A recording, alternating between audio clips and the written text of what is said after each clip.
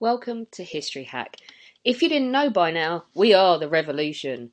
That means we're sharp, witty, lots of fun, but it also means that we're essentially the peasants in Les Mis huddled round a table in the corner of the bar with no money. If you enjoy the show, please do support us. We have a Patreon account by which you can donate a small monthly sum in appreciation of what you're hearing. Alternatively, we have Ko-fi, in which you can just do a one-off donation as a thank you if you particularly enjoy a certain episode. Either way, we massively appreciate all of your support. Hope you enjoy the show. Hello, welcome to another episode of History Hack. You have me and, of course, my one, my only Christopher, because we make such an awesome team. Chris, who have we got on today? And make sure you introduce my friend correctly this time, not like last time. Yeah. So, Grant, if you're listening, I'm still really sorry. But today we have got Zane Whitney, who is a documentary filmmaker and PhD historian, who I understand you've turned to the dark side to do Polish military history. Unfortunately, yes. Whoa, whoa, whoa. Hold your horses. Rephrase that one more time. I mean, in the most Turn loving to way the dark possible, yes. Good. Now, we have been pissing around probably for the best part of an hour before we actually start recording this podcast. So we're actually going to pretend to be serious now. So, a very important question to you, Zane. Why the hell did you start Polish history? And be nice. Well, surprisingly to some people, I started Polish history not in the military history sense of the word. I started Polish history because of my study of the Holocaust. And it was actually Dr. Doris Bergen's book, War and Genocide, that I realized I had already kind of thought maybe I could approach the Holocaust in a military operation kind of way. And her book, when it first came out back in 2005, really kind of solidified that idea to me. And so really that's kind of what became about with Polish history. And then I moved also more into military history, looking at things like Operation Overlord and everything else that was going on. And then, of course, I found this unit and was surprised when there was a Polish group. And so I was able to take Poland and military history and kind of put them together in a really interesting way. And not because of me. Well, not originally because of you, but eventually throughout this endeavor that I've been doing with this organization and with this group, it has become more so because I'm not just a traditional military historian. I like to do very much cultural and social history and as well inside of those aspects. And so for me, I've had to learn the, Polish culture in a way that is different because of you and some other friends. So no, it's good. It's good. It's nice to have a Polish military historian that's not from Poland, because you have a slightly different perspective on things, and you can open different ways of thinking. And yeah, I like it. It's interesting. Right. I think Chris should kick us off with actual history, and instead of me incessantly jabbering. Okay, so I know that the Polish Navy left, most of them left before the Germans invaded. And I've had a lecture about 25 minutes ago about the Polish Air Force left sooner. But in October 1939, the campaign ends with Poland being divided between the Soviets and the Germans. But where did all the armed forces go that didn't surrender to them? So a lot of them actually left before October of 39. Most of them were leaving about halfway through September of 39. Roger Morehouse has a really great book, of course, on the invasion of Poland and what happened. So really what happens with our group is that a large portion, about 2 brigades, if not larger divisions, leave Poland in various capacities, and they make their way to France. And they're actually going to help the French fight the Germans. And then unfortunately, when France capitulates, that group of Poles end up having to again escape a country that is being occupied by the Germans. And they make their way to England, and they actually set up shop up in Scotland and conduct training exercises for themselves. And it's within that group that the members of my organization actually are found. Like, for instance, there's the captain of the group. He makes his way not through the same processes as his other cohorts, but he ends up going to Hungary and a few other places to try and get and make his way to England, because of course at that time Germany is all over the place trying to take over the continent. What's really interesting is there's so many ways that people end up getting to Britain or France or whichever way around you want. You know, my great grandma, well, one of my great, because both of them actually escape. One of them ends up going through Romania to France, Scotland, blah, blah, blah, blah, blah. The other one ends up being stuck in an internment camp in Spain, for example, because, sorry, French people, you decided to betray my fellow Poles, so you suck. And it's interesting because he then eventually ends up in Britain anyway. But what is also really interesting is the amount of people that tried to escape and the amount of people actually didn't get to France, let alone Hungary or Romania. And this is what I've been working on, obviously, from a different perspective, not a military perspective, with people that were being captured on borders known as tourists, who end up being shoved into prisons and then eventually concentration camps or forced labor or executed, in other words, in other layman's terms.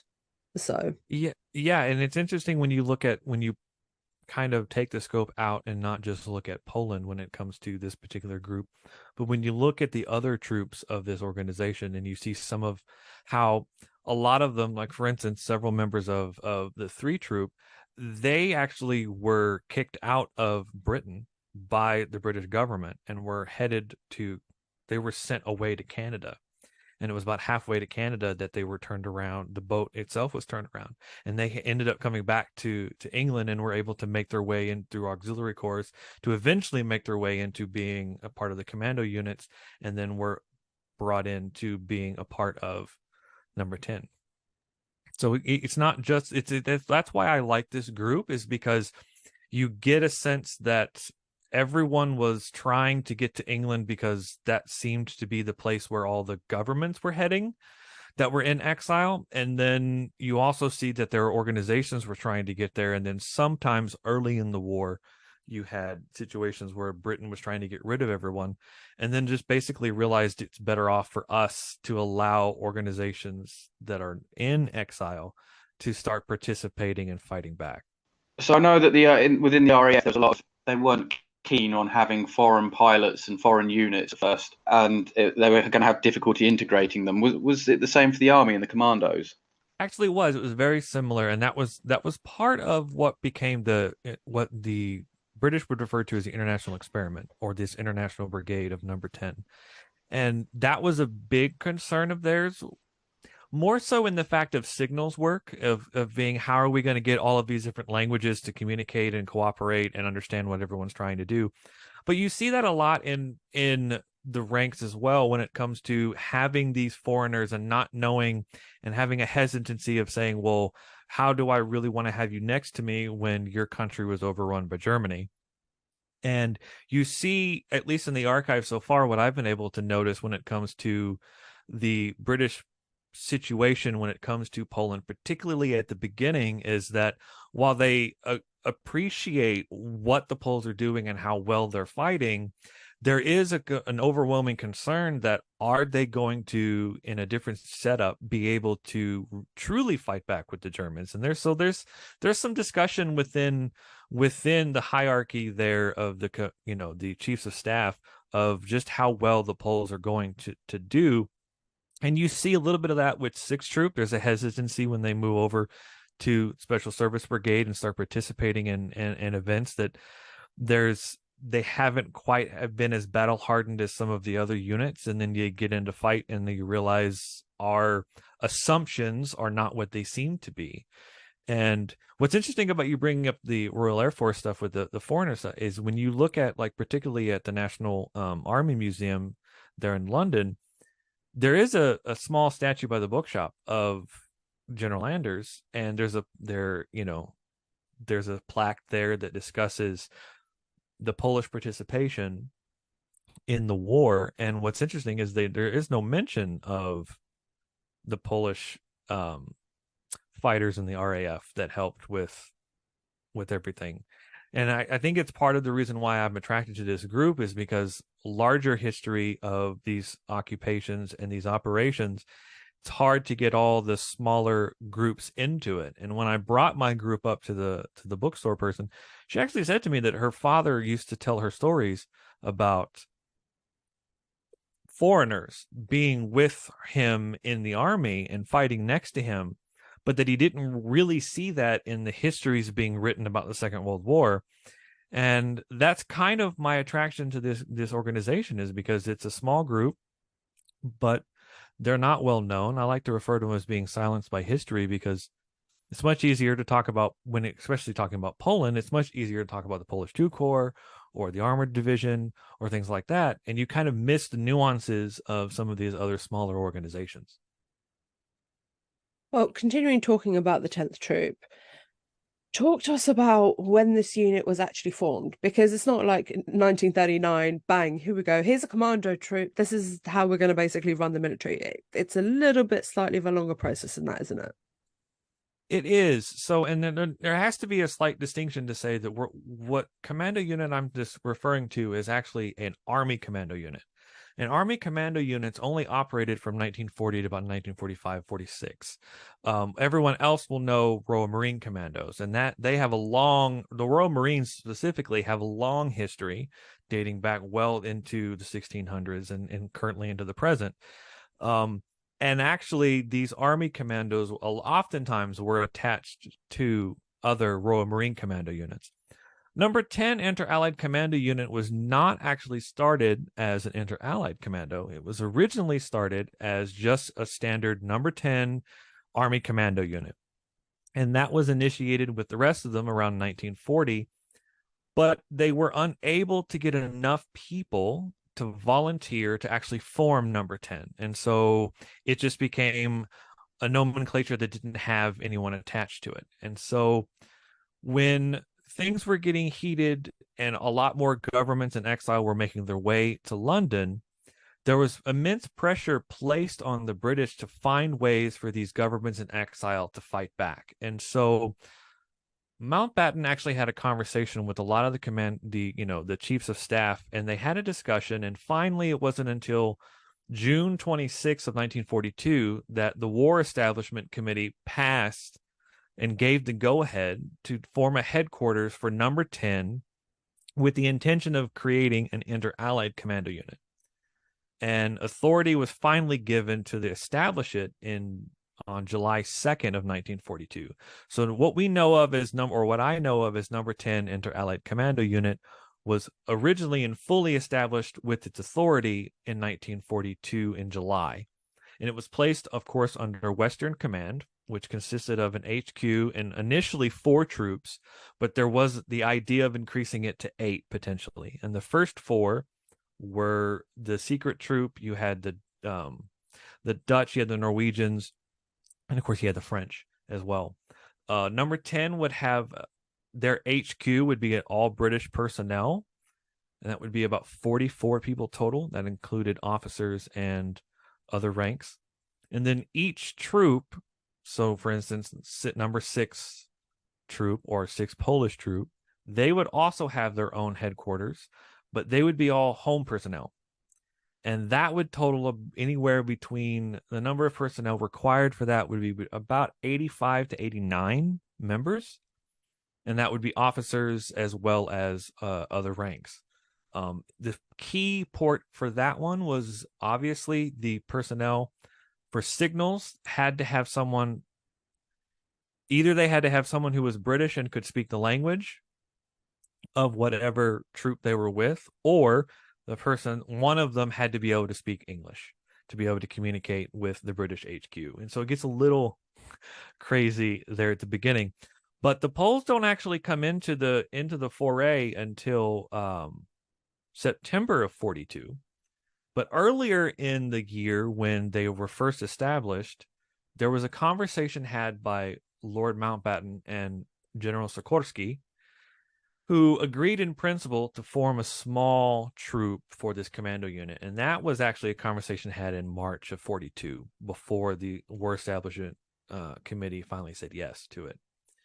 And it wasn't until September 14th that Captain Vladislav Smokovsky and his Number 2 Lieutenant Zalewski reported to the HQ to begin forming 6th Troop. And so on the 28th of September is when the rest of the formation was brought into official capacity for 6th Troop in late September 42. And they consisted of a total of 7 officers and 86 other ranks. That constituted the 6th Troop for the members. So what was their training like? So the training for number 10 Inter-Allied Commando Unit was actually not that uncommon. It was basically the same as your standard commando unit. And so anyone designated for commando training would end up going to Achnacarry in Scotland and would go through about 6 to 8 weeks worth of training. And that would consist of hand-to-hand combat. There would be certain obstacle courses that were required that oftentimes were done under the auspices of, live ammunition being fired overhead, real hand grenades being thrown into the river, so that, the idea behind it was you were immersed as quickly as possible in conditions that would allow you that when you're in a raiding party and you're making landfall on the beach, that anything flying over your head didn't bother you. It didn't make you skittish. You were prepared, ready to go to get the job accomplished. And so even the members of 6th Troop, they all would participate in the commando training. And then they would go, once they were completing of that, they would then head off into their own locations and their own HQs. And they would still be conducting trainings. It could be individualized. For instance, some of the members of the HQ group would go and have specialized training in certain sabotage techniques or things like that, particularly to kind of prep those individuals in case something were to happen with the HQ while you're in the battlefield and you need to retreat. You can basically destroy all the things that intelligence collectors would like to have and potentially set booby traps for people to try and take out as many enemies as you possibly could. And then you had group trainings, or exercises is what they ended up becoming, where let's say the Belgian troop and the Polish troop would have an exercise where the Polish troop is the enemy and they're trying to get you to not land on the beach, and the Belgian troop is doing an exercise trying to make a landing. That wasn't uncommon to happen, where you were constantly training if you weren't out or attached to some other unit and participating in the battlefield. Does the training differ for the Poles at all, or is it just all one for all and one for one?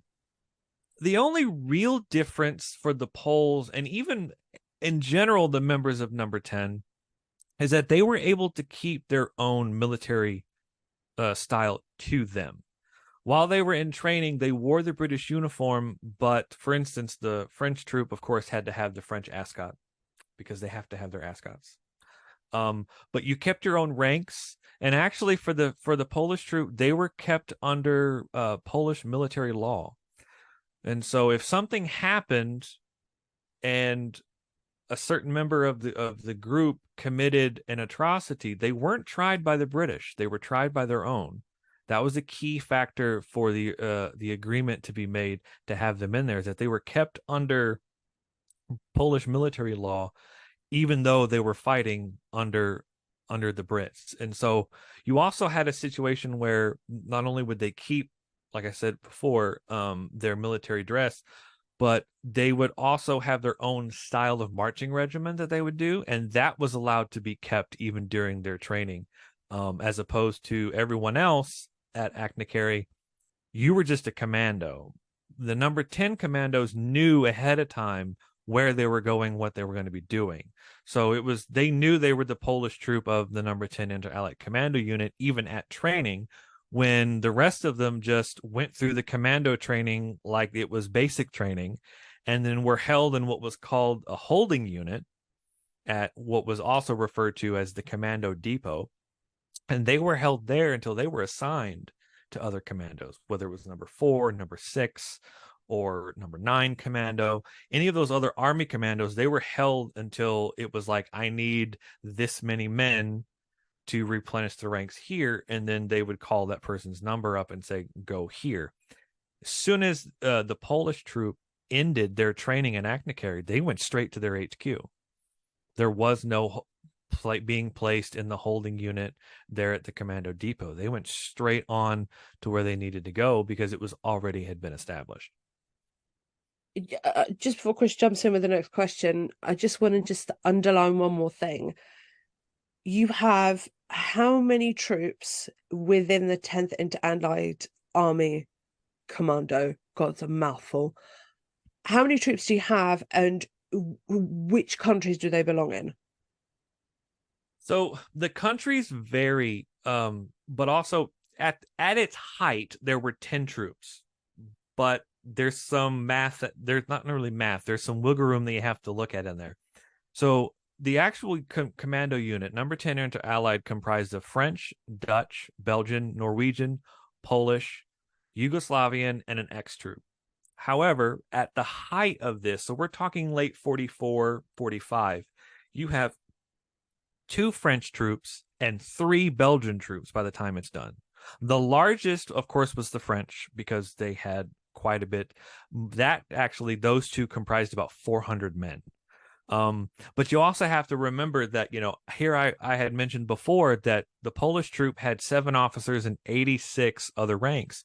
That was just the fighting force. That wasn't the HQ establishment. So you're looking at a total of well over 150 men who are just from Poland in this organization.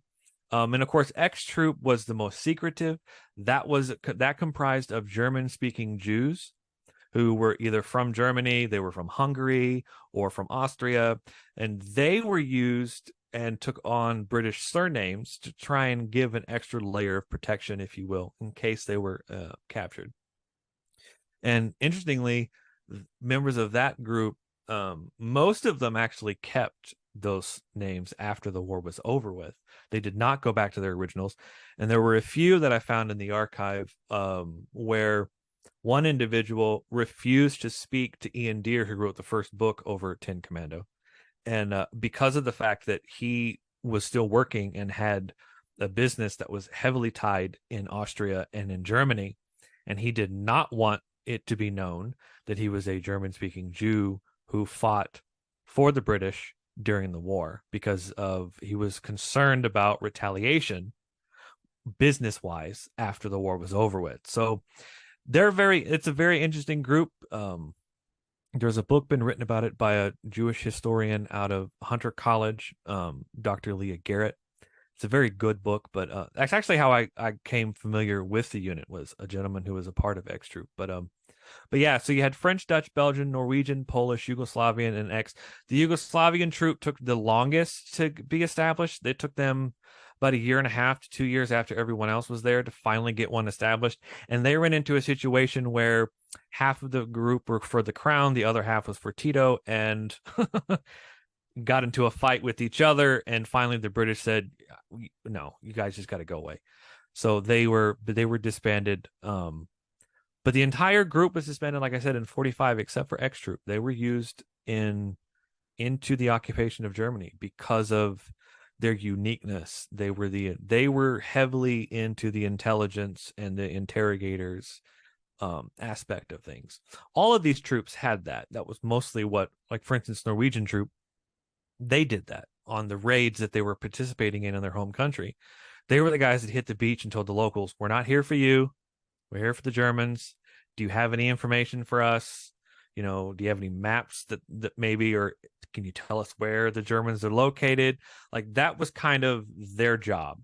Although I may have stepped into a question at some point, but yeah, that was kind of what a lot of these guys did. Don't worry. We'll get to that. We're gonna come to that. There's just a lot to talk about with the group. I always like to say you really can't Wikipedia the group because you don't get enough information, because there's a lot more nuance and there's a lot more complexity to this, that if you're really wanting to know about them, you really can't do a couple hours worth of Wikipedia because you're not going to get enough information. First of all, who the hell uses Wikipedia amongst this story? Okay, I lie. Occasionally, once in a blue moon, when it comes to something stupid like, I don't know, the French Revolution, and I need to understand the basics of that for a podcast. Sure. I get that. That's, an easy, quick, like, I forgot something, let me Wikipedia that, is fine, but like trying to rely on Wikipedia to understand number 10 inter-allied is you lose the substance. You need to rewrite it. It's probably why my first book didn't sell. There you go. I'll keep that in mind for when I write mine.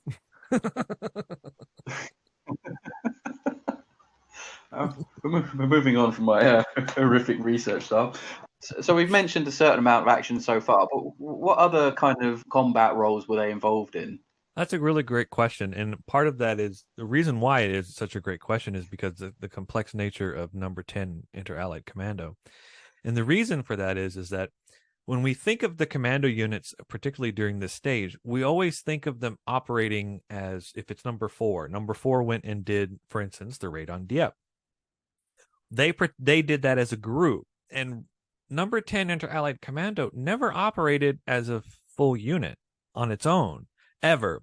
It actually only one time in its complete history from 42 to 45 did they ever all come together and have a parade march. Once. That was it in its entire history. Because what was happening, like I had said before, is that these troops were actually being attached to other commando units. And so I like to tell people that this particular unit, what makes them kind of a unique case study, is that from 42 to 45, number 10 participated in every major raid of the Second World War during that time period of 42 to 45. Now you back up a little bit to the raid on Dieppe, and it was still the very early stages of number 10 being a unit.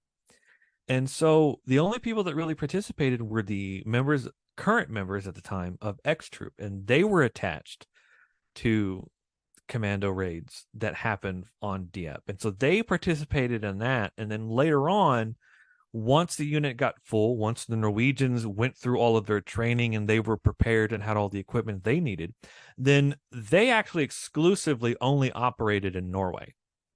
They didn't go anywhere else. They weren't like some of the Belgians who went with the Poles to, for instance, to Italy, but also were able to come back, and some of them participated in other operations in Belgium, or the French who from the beginning kind of established that if there's going to be an invasion on the continent of Europe and it's going to happen in France, our people are going to participate in that.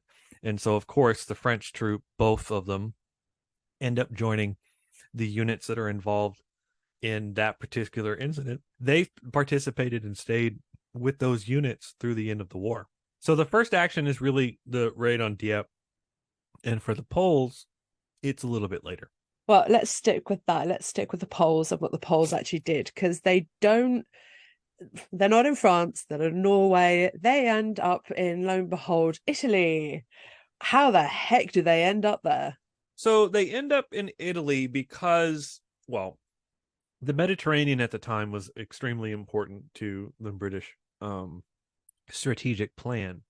And so they are told in September of 43, so roughly about a year, almost to the day, that the leadership arrived to their HQ. They're leaving for overseas. So on the 13th of September of 1943 is when they head to North Africa. And they arrive in North Africa. They go to a transit camp just outside of Algiers to wait further orders. And that happens. They finally get there on the 23rd of September of 43. And then they move again after a while. It takes a while. They finally get to move again on the 23rd of November. And they are reporting to number 2 Special Service Brigade. And the reason it takes so long is that there's a discussion of, should we send this group, interestingly, to the Middle East and fight with the commando units that they have in the Middle East? Or do they really need to be used over in Italy? Because it's not just the Poles, it's actually the Poles and the Belgians. So it's a small group of people that they're sending over there. And so they're kind of like, do we really want to use them there? And eventually the decision is made that we're going to send them to Italy. And so they report to Molfetta, Italy. It's a harbor town on the southeastern side of Italy. basically, if you go think of it, the boot, right where the boot starts, the heel of the boot starts, is where they end up going. And they get there on the 3rd of December of 43. They remain attached to number 2 Special Service Brigade until they're dismissed from number 10 and absorbed into the Polish 2 Corps for Monte Cassino, which will be happening later. But once they get there, they have about 10 days of weapons training and organization because they're preparing for combat. They're going to be placed on the line. And so the men of 6th Troop get attached to 56th Reconnaissance Regiment, and they're added to the line at Pesco Pinataro, and they begin patrols almost immediately. They set up shop, and that night they're starting patrols. The day after their first night patrol, actually, the Polish troops encounter the enemy. They're holed up in a house on the other side of the river. And so it's the Santa River, and it's a very mountainous area. It was part of the reason why they were chosen for that, was because of the fact that commando units were trained to climb cliffs. I mean, their obstacles were things that weren't necessarily issues for commandos. I mean, and the interesting thing about this area of Italy is that the Germans had destroyed as many villages along the rivers as possible, including bridges. And so that particular river, while may not be very deep, the current was pretty quick. And so a lot of people just couldn't get over the river. But commandos are like, I'll just make a toggle bridge, which is something they learned from their training, and they'll just use ropes and these wooden planks, and they'll just make their own bridge and get across and do what they need to. And so they encounter them holed up in a house on the other side of the river, and after an intense gunfight back and forth, a Polish soldier ends up being wounded in the leg, and he gets exposed to the open. And so under the cover of fire, Captain Smorkovsky and another soldier crawl to the wounded man, and they get him prepped to move. And then the three of them crawl 150 yards back to safety under fire. They all would return to base, everybody, including the wounded man. And what's interesting is that later on in the month of December, around the 20th, the evening of the 20th, there's an unnamed Italian civilian who they come across, and had been interrogated by the Germans 3 days prior to arriving to the British. And he details an attack plan by the Germans to cut off the British field guns just east of Capricata. So the area that these guys are patrolling in there is about 29.5 square miles is where they're patrolling. So they cross the river at St. Angelo de Pesco at 7 p.m. before clearing the town of Pesco Pinarto. That's what they're wanting to do. That's what the Germans are wanting to do, clear everything. So they find out about this, and the command orders the artillery at Capricata to fire concentrations on the Angelo position of the river at 7. So then the Poles are warned to be prepared for a long evening of attack by the Germans. And so they're ordered to stand by. And this is around 8. So about an hour, so at 7, and then about an hour later, about 8 o'clock, the Poles report 2 enemy attack parties or from the east. They're totaling what they think is about 40 German mountain soldiers in each party. So you're looking at roughly 80 guys coming their way. So at 8:45, word comes of a third 40-man attack from the west. So between first contact at 8 p.m. and midnight, so between 8 p.m. and midnight, the Poles were surrounded and fended off the Germans in their attempts to attack that line in various places. It isn't until after midnight that the Poles report that German activity had subsided, and they suspected the Germans were in the neighborhood preparing for a final attack. So at 3 a.m., that attack finally arrives. With the assistance of the artillerymen, they continue to hold off the German attack until 5 a.m. when the Germans finally decide to retreat. They sent out 5 patrols in directions to see what happened to the German forces. They basically could not find them. So when we think about it, there was a force of just under 80 that the Poles had, and they were able to hold off the Germans in an attack that consisted of approximately 160 Germans. for 9 hours. And out of this entire fight, they only have 3 individuals that suffer what is referred to in the report as slight casualties, almost like maybe a grazing of a bullet or something like that. But the interesting thing is that the total of Germans wounded and dead is unknown. They were not able to confirm how many they took out, but apparently they did well enough that, they were able to fend off that attack. They're not actually pulled from the line until the 12th of January of 1944 for rest and reorganization after gaining high praise from the High Command and providing to the British and proving actually to the British that they deserved to fight the Germans any chance they got. Because like I had mentioned before, and we had discussed earlier, there had been hesitation among the higher command at Combined Operations Headquarters about the combat efficiency of 6th Troop, and that particular engagement kind of put that notion to rest. And so they would serve under the Special Service Brigade and participate in battles more so than just that. They would also go on to participate at Salerno, again at the River Sangro, and also at Monte Ornito. But what's interesting is I had mentioned to you before that roughly 80 group members of the group, by the time a report's filed on the 27th of February, there was a discussion of returning the Polish troops back to the UK. And in that report, they mentioned that the unit strength was only maybe 40 guys. So while they're there, they're fighting, they lose almost half of their men. And the request was made to pull them from the line and bring them back to the UK, interestingly, so that they could participate in the invasion of Normandy. However, Churchill had made a very strict order that no commando unit or any commando soldier should be pulled from the Mediterranean without his expressed permission. And so the chiefs of staff decided that because the smallness of the remaining men, but the fierceness of their fighting, they should stay and participate with the rest of the campaign in Italy and not come back and participate in the invasion of Normandy, which would be Operation Overlord. Now, there's some more political discussions that can be had about why that necessarily is, but that was the decision that was ultimately made. And then, of course, they're transferred a couple months later in April to the command of the Polish II Corps, and they're officially disbanded from number 10 in August of 44.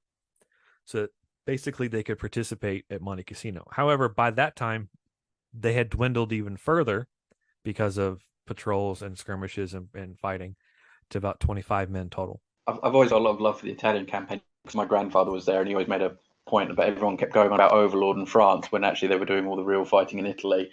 However, he did tell me that he wasn't at Monte Cassino, so couldn't really tell me about it. So what was it was quite hard fighting though, wasn't it, for Monte Cassino with the German paratroopers?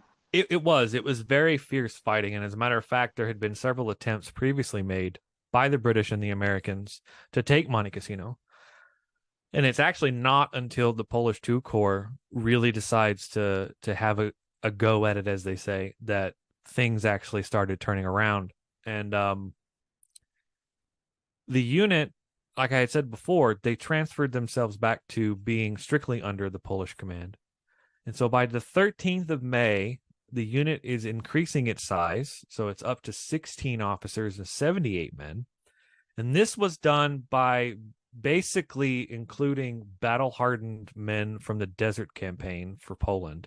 They were able to replenish the troops, because that's another conversation that can be had, is the issue of the fighting that's happening with Poland and with this particular unit. And while they're not able to replenish their ranks as quickly as the Belgians and even the French because of the manpower, is that for the Poles in number 10, they just had to make do with what they had, the amount of men that they had, and still get the job done. Because at the end of the day, the Polish commanders in chiefs were not really willing to send more guys to be strictly with number 10. They themselves needed as many people as possible. But finally, when they transfer over to the Polish 2 Corps, they can start being replenished. And so they end up getting assigned to the 5th Kresowa Division, which was led by Lieutenant General Sulish. Now, 6th Troop was attached to the 15th Poznan Lancers and was tasked with capturing Colle San Angelo via Monte Castellone Ridge. That was their assignment. Their engagement would start at 7, and the second attempt for capturing their target would be accomplished by 1 o'clock in the afternoon. It was a difficult assignment because of shortages of ammunition, which, according to some reports, resulted in rocks being thrown instead of being able to use their guns. Wait, hold on. I'm cutting you off here. Hold on. Sure. Did you just say that they were using rocks instead of guns? Yes, I did. Holy shit. Okay. I mean, again, the Germans were as well. Yeah, I mean, at that point, when your ammunition is running low on both sides and you're trying to get rid of somebody, I mean, the next thing you got plenty of rocks, especially in that area, in that mountainous area. You've got enough rocks to go. But yeah, the Polish troops were like, again, as is the case, the job needs to be done. So whatever means necessary, right? Heavy mortar fire would inflict 19 casualties. So the troop would go down to 7 officers and 45 men from 16 officers and 78 men. And then they would leave. And on the 19th of May, they were still attached to the same division, and they would remain at what is known as Inferno, where food and water were in short supply. And then they would move again on the 20th to head to what would be, they were going to be transported to Capriata. Now, what's interesting is at the next day, they were able to kind of replenish their ranks. So they're up to 10 officers and 54 men instead of the 7 and 45. So they're slightly better at that point. They would basically stay there until the 3rd of June when they're shipped off with the 111th Company, made up of Italian volunteers, actually, who were recruited to protect local bridges. It gave the troop an opportunity to recover with those wounded at Monte Cassino returning to the line. And so those that were able to make it after Monte Cassino would go, that's what they would do. But it was very intense fighting for them. Like I said, they lost a lot of men, participated very well in Cassino, were an extremely important part of it.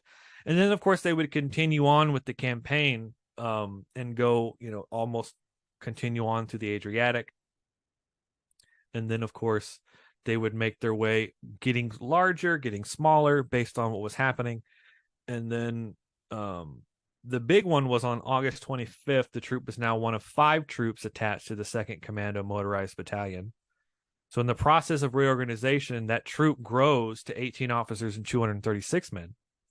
And what's interesting about that growth is that many of them, according to reports, they were formed from Polish POWs from the German army, who, of course, had been forcibly conscripted into joining the German army. And so a lot of them were able to then, because of what the Poles were doing, join the Poles and fight again under what would be the 2nd Commando Motorized Battalion. So they would spend their winter.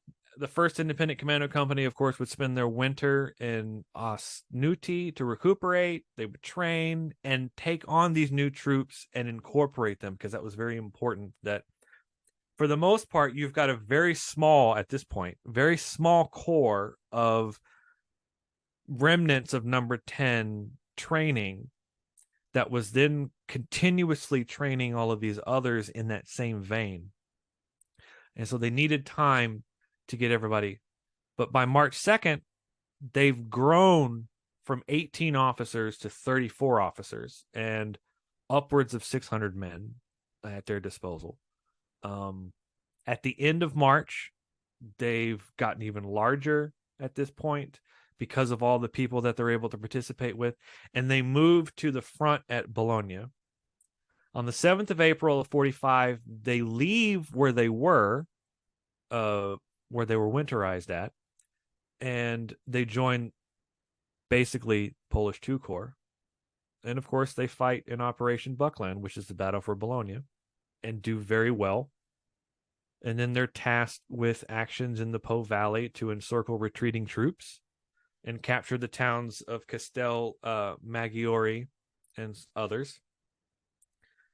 They're moved again, and they stay for a little while, and then they're moved again to an army camp where there are now 63 officers and 79 non-commissioned officers and about 900 men.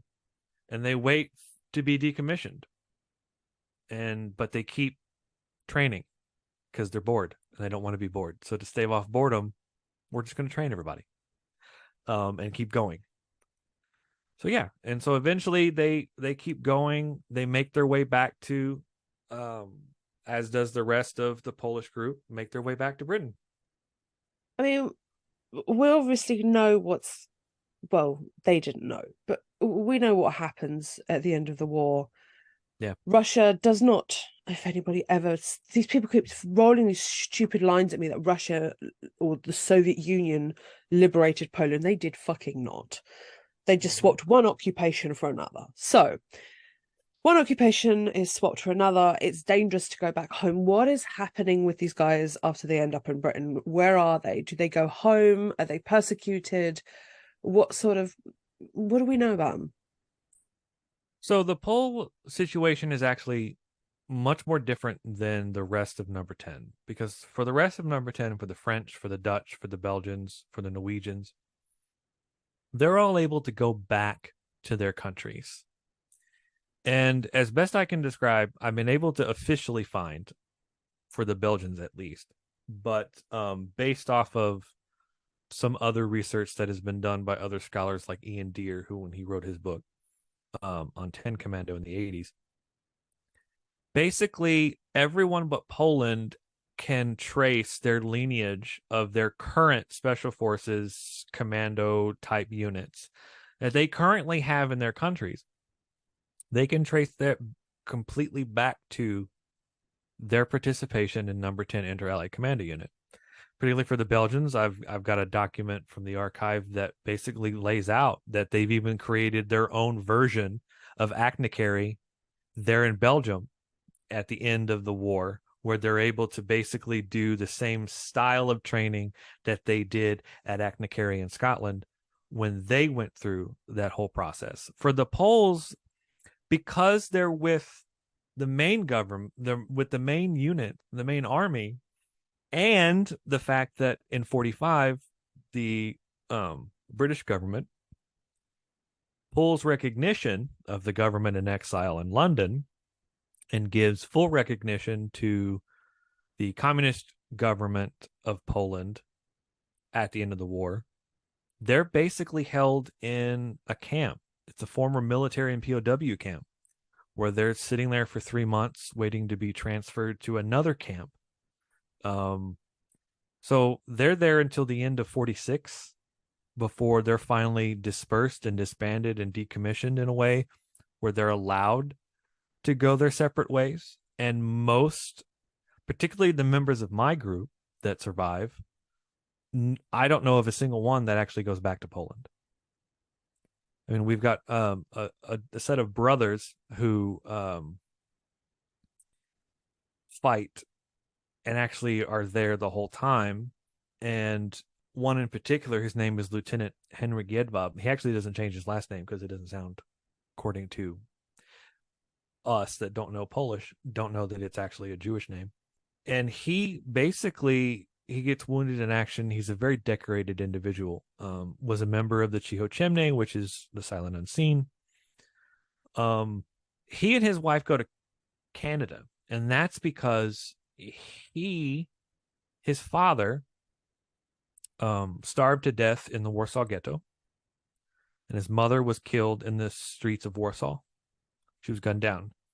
So he didn't have family ties anymore back in Poland, and his wife was deeply afraid of the Soviet occupation and did not want to go back because of what could happen to them. So they left for Canada. Henrik would die in 2005 in Canada after 25 years as a textile artist. But that's the case with a lot of the members of the Polish troop, is that they really either stayed in Great Britain, whether that was England, whether that was in Scotland, but a lot of them also went to the US and Canada. I mean, our fearless leader of 6th Troop, who made his way all the way through, fighting the Germans in the invasion, escaping and making his way back, and fights all the way through the Italian campaign. He goes to Chicago and passes away in 1965.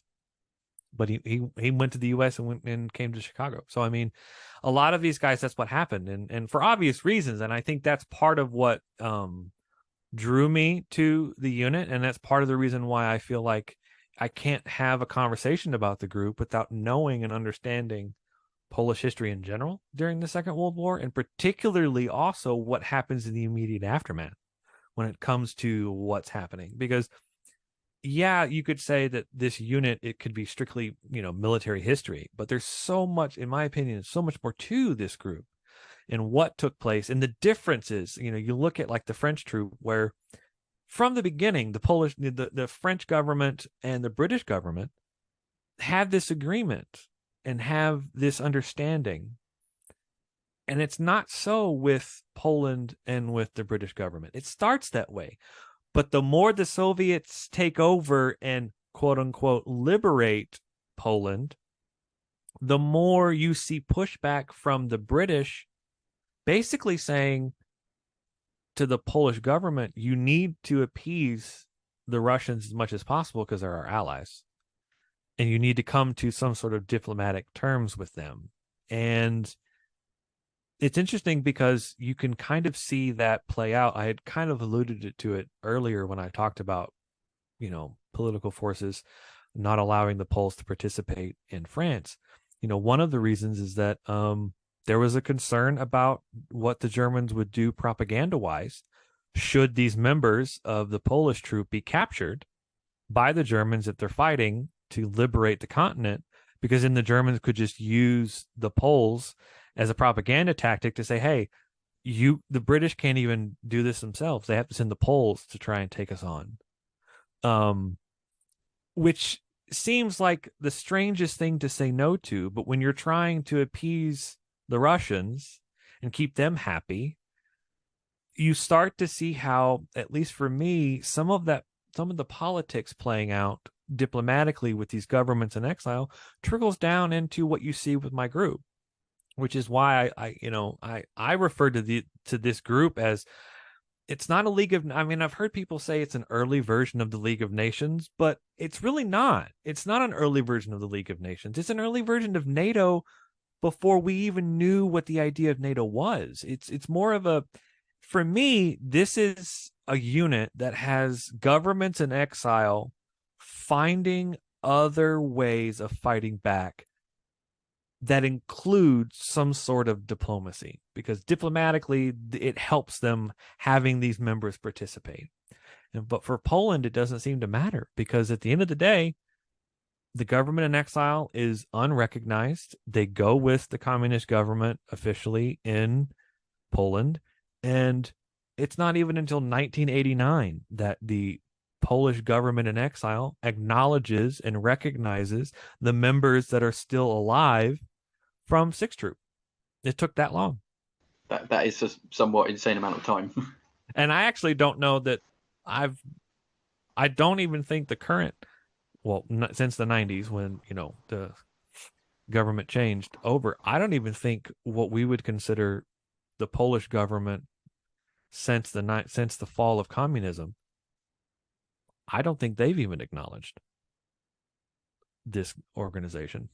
Zane, my lovely, I don't know why it's taking me so long to get you onto this podcast. I'm so glad that we did. I'm so glad that we got to talk. I'm so glad that you got to ramble on about your research, because we all love to do that a little bit. Really interesting, actually. I know I helped you out a little bit with the research myself, but being able to hear, I mean, you've gotten so far in this in what, it's been a year, a little bit longer. How long have you been Yeah. working on this? Well, off and on since the pandemic, actually. Not necessarily on Six Troop, but on the organization as a whole. Since the pandemic happened and everybody got locked down, it's when I found out about the group and was looking into. Actually, I was looking into it originally as a historical documentary, and then basically decided to try my hand at a PhD, and then was going to use this organization as a springboard for that. And so, yeah, it started as that, and then Sixth Troop with Poland became a big part of it for me because of the larger conversation you can have. And so, yeah, I've been working on the Sixth Troops aspect of it for about over a year, and I still have more to do. I have another giant research trip next summer that I have to do to get the rest of it. So, yeah. Well, I've got a couple of ideas in my brain, which we'll talk about after the podcast, because while you Sure. were talking, some things popped into my mind where we could probably find some more information. So, Zane, love it. I'm going to let Chris do the end of the wrapping because I suck at it. I was just saying, then you're trusting me not to mess it up. No, I've found it really interesting. I didn't know that much about it at all. So yeah, this would be really interesting. When you finally write, and you should write this as a book, you should definitely come on again, and we'll plug it and sell it in our bookshop, and everyone will make money, and everyone will be happy. Absolutely. Thanks so much for joining us, Zane. Thank you. Our incredible guests give us 45 minutes of their time to join us and talk about their work or their new book. This is just a small taster. As a result, we have launched our very own bookshop on bookshop.org, where you can find our guests' latest books, you can support them, and you can support us on History Hack. 10% of every sale via our bookshop supports the podcast and allows us to keep going and bring you more top-of-the-line guests. You can find our bookshop at bookshop.org/shop/History Hack, or search for us in the shop section. Thank you so much for your continued support. We really appreciate our listeners and supporters. So make sure you get down to the bookshop and grab yourselves a new book.